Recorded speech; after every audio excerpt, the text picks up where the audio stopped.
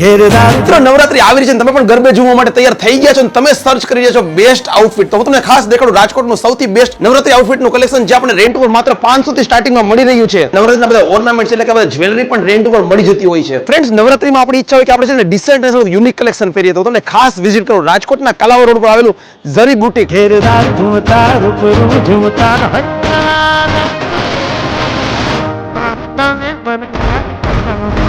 જોયું ને, આ છે એનું કલેક્શન.